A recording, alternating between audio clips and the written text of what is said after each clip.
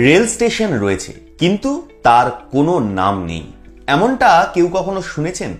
কিন্তু বাস্তবেই এই ভারতেই এমন একটা স্টেশন রয়েছে যার কোনো নাম নেই, নামের বোর্ডটাও একেবারে ফাঁকা। জানেন কি কোথায় সেই স্টেশন? সব বলবো এই গুরুত্বপূর্ণ প্রতিবেদন শেষ অবধি দেখুন। আমি দীপেন্দু, দ্য নিউজ বাংলা লাইভে আপনাদের স্বাগত জানাই। ট্রেন কোনো স্টেশনে দাঁড়ালে চেনা হলে ভালো, না চেনা হলে অনেকেই উঁকি দেন রেল স্টেশনে থাকা হলুদ রঙের বড় বোর্ডটার দিকে, যেগুলো সাধারণত সিমেন্ট দিয়ে গাঁথা হয়ে থাকে। সেখানে হলুদের উপর কালো দিয়ে লেখা হয়ে থাকে সেই স্টেশনটার নাম।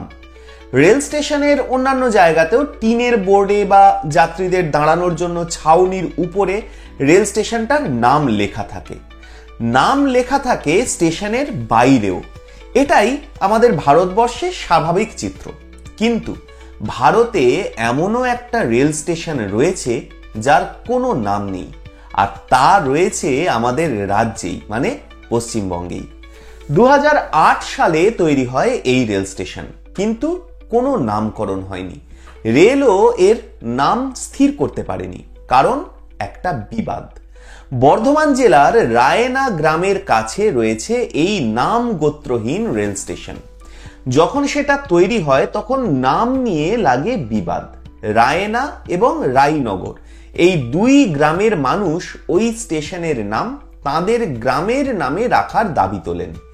বিষয়টা যেহেতু নিষ্পত্তি হয়নি, তাই ফাঁকাই পড়ে থাকে স্টেশনের বোর্ড। স্টেশনটা তারপর থেকে নামহীন হয়েই রয়ে যায়। এখনো কিন্তু ওই স্টেশনে বাঁকুড়া মশাগ্রাম রুটের ট্রেন সারাদিনে 6 বার দাঁড়ায়।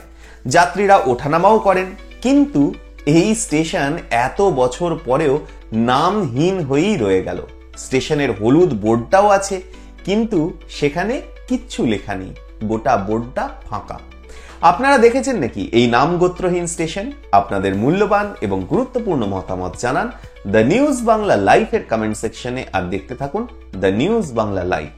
দুর্নীতি রাজনীতির বাইরে এই ধরনের সব খবর জানতে চোখ রাখুন কেবলমাত্র দ্য নিউজ বাংলা লাইভে।